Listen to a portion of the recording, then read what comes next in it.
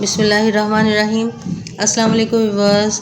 आज मैं आपके साथ कॉकरोचेस को ख़त्म करने की एक न्यू रेमेडी आपके साथ शेयर करूंगी, जिससे छोटे बड़े सभी कॉकरोचेस जो कि अक्सर किचन में बहुत ज़्यादा हो जाते हैं, कैबिन्स में नज़र आते हैं, हमारे ओवन के इर्द गिर्द घूमते हैं या फिर चूल्हे के आसपास, तो फिर हमें बहुत ज़्यादा कराहत होने लगती है और हमें फिर बस इसके लिए फटाफट से कोई ना कोई हल चाहिए होता है। तो बस आज की ये रेमेडी घर की चीज़ों के साथ इतनी इफ़ेक्टिव बनाएंगे कि इससे ना सिर्फ कॉकरोचेस का खात्मा होगा, बल्कि इसके साथ साथ ये बड़े वाले लाल बेग को भी ख़त्म कर सकती है और इसके साथ साथ छिपकलियों से भी आपको निजात दिला सकती है। जो छिपकलियाँ अक्सर हमारे किचन में आ जाती हैं, खानों के इर्द गिर्द जब घूमती हुई नज़र आती हैं, तो उससे भी हमें बहुत ज़्यादा कराहत महसूस होती है और हमें बहुत जल्दी और फटाफट इसका कोई हल चाहिए होता है। तो बस आज की इस रेमेडी के बाद आप मुकम्मल कंट्रोल हासिल कर लेंगे इन सब के ऊपर और हमेशा के लिए इनसे छुटकारा पा सकते हैं।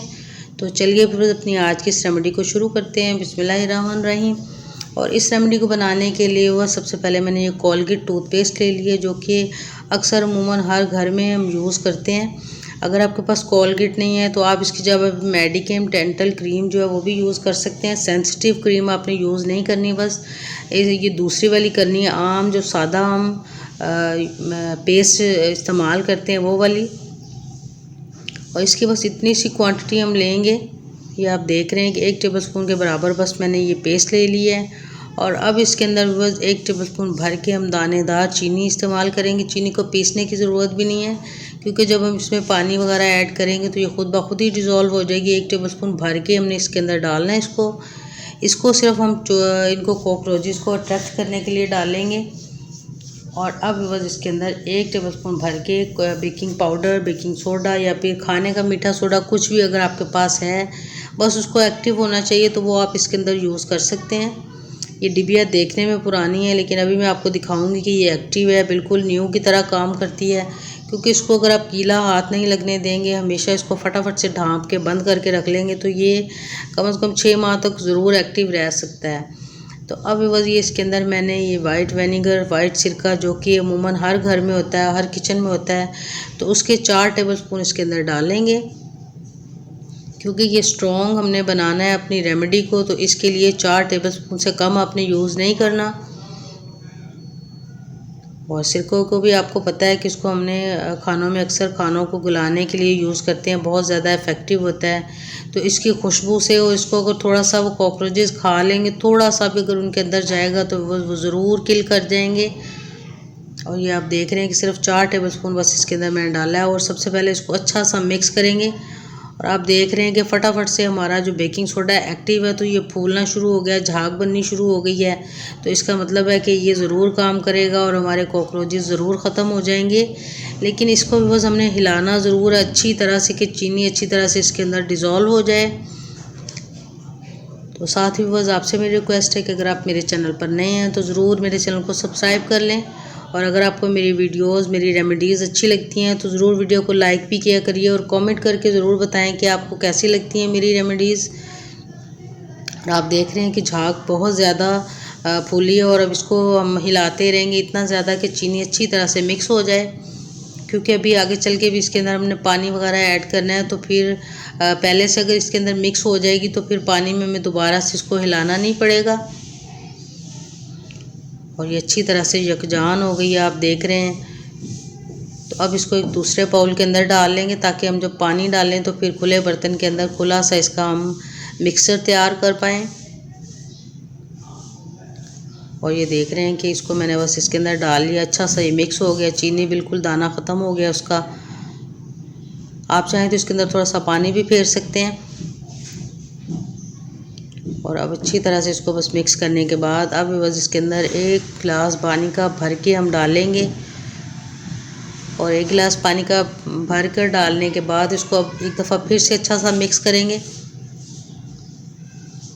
बहुत इफ़ेक्टिव और कारआमद रेसिपी है। कुछ लोग कमेंट्स करके बोलते हैं कि हमने इसको ट्राई किया या किसी और दूसरी रेमेडी को ट्राई किया तो उसने काम नहीं किया।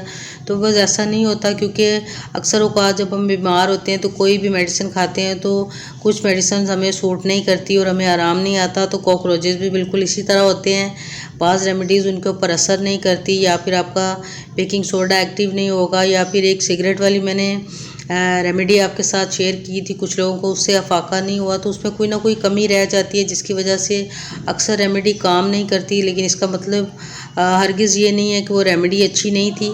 आप चीज़ों को ट्राई किया करें और जिस तरह मैं आपको बताऊं बिल्कुल उसी तरह करेंगे तो इंशाल्लाह टाइम थोड़ा सा ज़्यादा लग सकता है, लेकिन ज़रूर ये रेमेडीज़ जो होती हैं वो काम करती हैं।